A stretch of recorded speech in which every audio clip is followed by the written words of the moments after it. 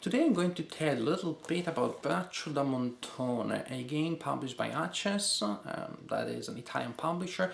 I played some of their games in the past and I enjoyed everything that I played by them. So of course I was curious to try more titles by them, and I was interested in this one in particular because it deals with a period in history that I do not play very often.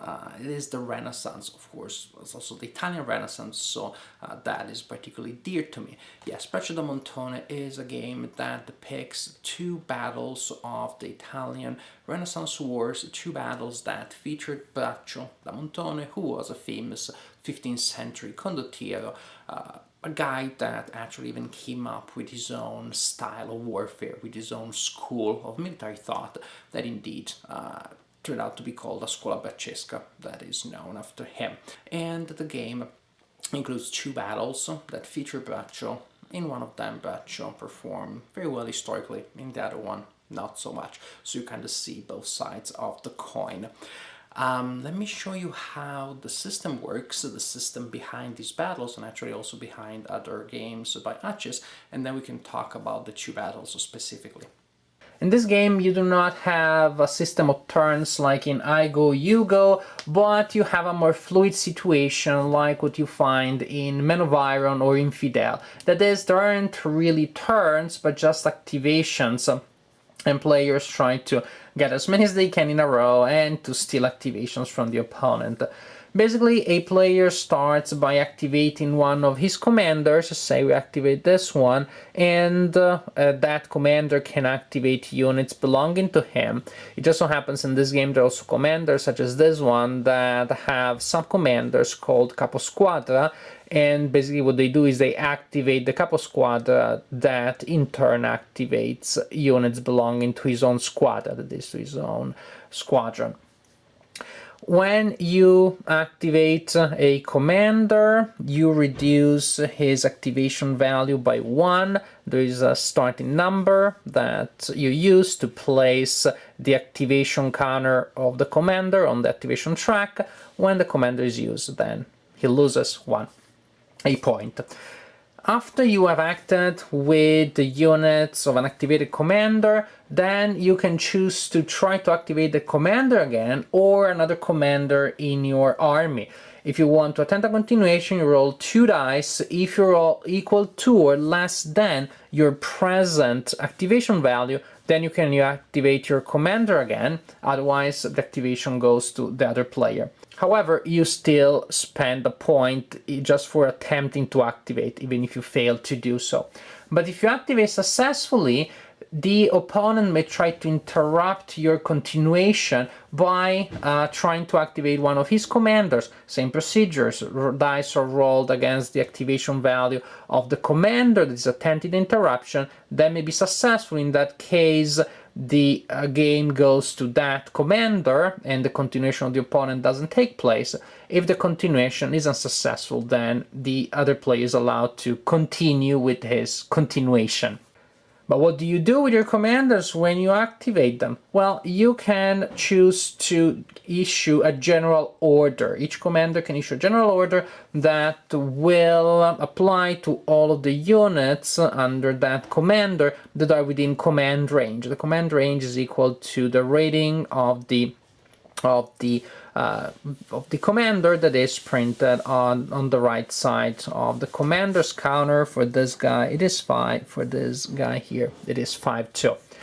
So you can use your single order and all the units within range will try to follow that order, or you can issue individual orders. That gives you more freedom, more flexibility, but also more limited resources, because if you want to issue individual orders, you have an amount of order points to spend which is equal to your activation value. So as the game progresses, your effectiveness in issuing individual orders will decrease severely. So suppose that this commander activated his units, he issued a general order to move and attack. Units, now they're within range, can move and attack. Infantry units have a movement allowance of 3, and actually that 3 is not the movement allowance. The movement allowance is not printed on the counter. but all infantry units have 3 and all cavalry units have 5. Units have a number printed there, which is non-movement allowance. It is cohesion ratings. Units may have an arrow symbol there, indicates missile units, and then they have an armor value, which can be light, medium, or heavy.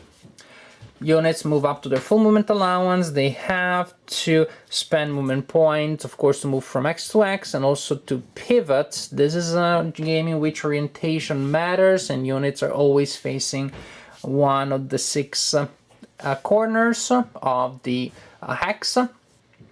Units have 2 front axes, 2 flank axes, and 2 rear axes, and they have to stop when they enter the front axis of an opponent. That is where a zone of control is projected, only in the frontal axis. Missile units can also choose to fire instead of moving, but otherwise pretty much you move, and then after movement you can attack enemy units in your frontal axis. Cavalry units that moved at least 1 hex before attacking during their movement phase and that have not moved into certain types of terrain can charge, and charging cavalry units will receive a bonus during combat resolution unless they are charging a cavalry unit. In that case, the cavalry unit may attempt a countercharge, which may annul the effect, the bonus of the charge. Combat is very detailed, takes a lot of factors into account, but don't worry, it is actually not fiddly to or cumbersome to resolve as you may think like at first. You look at this combat table here, and you always start by looking at the 0 column. All units start their combat situation from their 0 column, and then they put together column shifts and modifiers to the die roll. Once you have the correct column and the modifier, then you roll dice, cross-reference, and you have the result. What are the factors that you need to take into account to find the right column? Well, first the position of the attacking unit, two movements of the column to the right for attacking a flank, 3 columns to the right for a rear attack. Any additional units attacking? Yes, if you have several units attacking together, they don't combine their strength. Simply one of them is the lead unit, and each other unit grants a shift of the column to the right. Charging cavalry is 1 to the right. If attacking unit is disrupted, 1 to the left. If the defender is disrupted, 1 to the right. Protection, see the armor table, that is, you cross-reference the armor of the attacker with that of the defender to find possible shifts, but see, it's pretty logical. Heavy, nothing against heavy, 1 advantage, 1 column to the right in advantage when attacking medium, 1 when attacking light. It is pretty much intuitive. I didn't really look at it very often, I mean maybe the first time or two. Unit type, see the unit type, then you cross-reference the type of attacker against the type of defender to find against the column shifts. And finally terrain, which in this game actually doesn't come into play all that often. A lot of the fighting takes place in clear terrain. When I list it like this, it seems crazy. After 2 or 3 fights, you will just look at the values of the types of units, and you know the column. It is very intuitive. As for die rolls, very important, you have unit cohesion ratings that become modifiers. You subtract the cohesion of the defender from that of the attacker, and you find the modifier for the die roll. And then there are other things such as the combat bonus of a leader involved in the fight, and the zone of control of an unattacked unit. That is, you're attacking a unit while you're in the zone of control of another unit that nobody's attacking. You get a penalty. You roll the dice, cross-reference, find the result, which may be a disruption, maybe nothing. Maybe a numerical value. In that case, that indicates the number of cohesion hits that you take. That is the number of cohesion points that you lose. You will place a marker, a numerical marker on your unit to indicate the number of points that you lost. And there are markers from 1 to 6. To do that, Also, when you take a cohesion hit, you also are disrupted, and you record disruption by flipping the unit that now shows a dark band on its backside. A defender that took more hits than the attacker needs to retreat. If that is not possible, the defender takes an extra hit. Also, you may take extra disruptions. When you take a disruption and you already are disrupted, you need to roll a die, and there is a possibility that you will take extra cohesion hits. A unit is removed from the game when it goes down to 0 cohesion hits, and you continue like this, activating groups, launching attacks until one of the two sides has met victory conditions. Now let me show you the maps and give you an overview of the 2 battles included in this game. This is Death of a Condottiero. That's kind of a spoiler of what happens in that battle. L'Aquila, June the 2nd, 1424. Braccio will be defending mainly in this area here, with some units here, a small group of units here. He also has some units here, but these units historically failed to act, and they may not act in this game either. If they could, that would be great. The opponent has a large army that is marching in this direction here, and will probably go and attack that group that Braccio controls there, especially because there is a rule that says that the cavalry of that group needs to launch at least 2 charges in turn 1. It is a battle that has a lot to offer, because after the initial clash, which is pretty much mandatory, then the players need to react in different ways to what happens. Braccio needs to choose where to reinforce, to attack the group that just attacked them, to go against the main group, and what to do with those other people, to defend, to attack here, to counterattack here, to attack the flank as the main army progresses. What can happen here, and has happened in a game to me, was a sort of like multi-stacker burger with people, meaning that here where the initial Braccio's defender, here you had the attacker, then here you had a counter-attack, then here the main enemy, then another counter-attack, the main enemy. It was pretty much a mess, really nice in a way, the chaos of battle, really exciting, with then groups trying to extricate themselves from the mess, and sometimes managing to do so, sometimes not. Really fun battle, because there are different ways in which this big clash of armies may play out. This is the map for the Battle of Perugia, 1416. Braccio and his people will be defending in this area, and the opponent, the Malatesta, will be attacking from this area here. Very frontal situation. Unfortunately, also a very scripted situation. There was a cost here, a price to pay for historical accuracy, which is definitely what the designer was going for.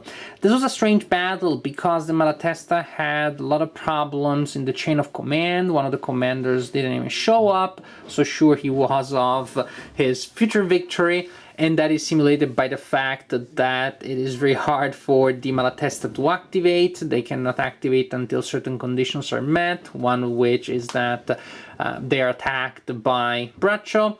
Also, it was a very hot day, and it was very easy to get exhausted there. Because of this, Braccio had brought snacks. What a great idea. Always remember this. Bring snacks when you're going to battle.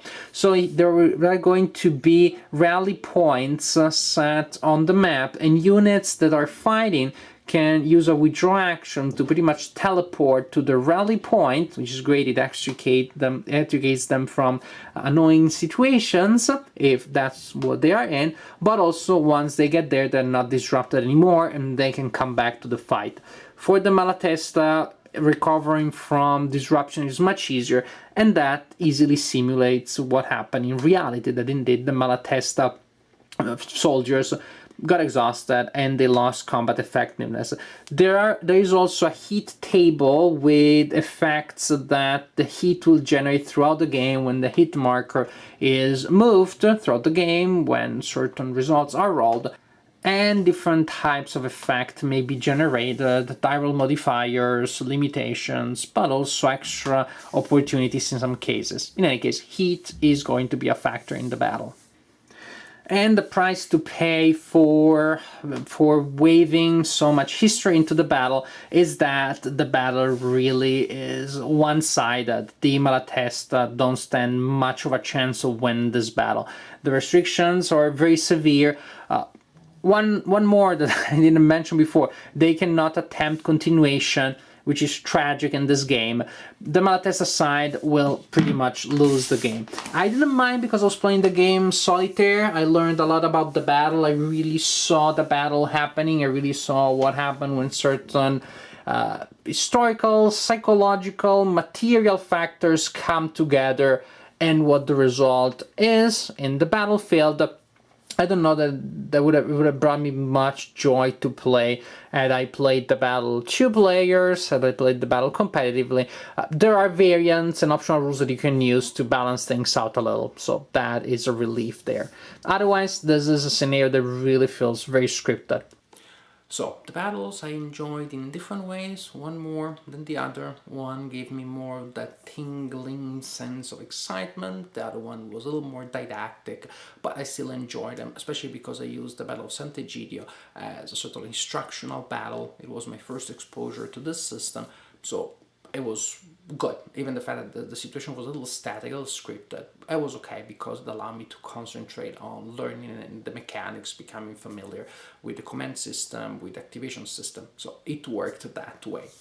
But certainly I would prefer to play the second battle, again, the Battle of L'Aquila, rather than Sant'Egidio. Overall, I like the system very much. It's a solid system. It is a system that has many of the things that I like the most in wargaming, such as command range, command problems, or I would say challenges. Of course, you have the continuous problem of keeping your groups together. That also prevents crazy deployments of units, it prevents things from becoming too anti-historical. I like the fluid system of activations that of course also allows you to gamble and to take risks.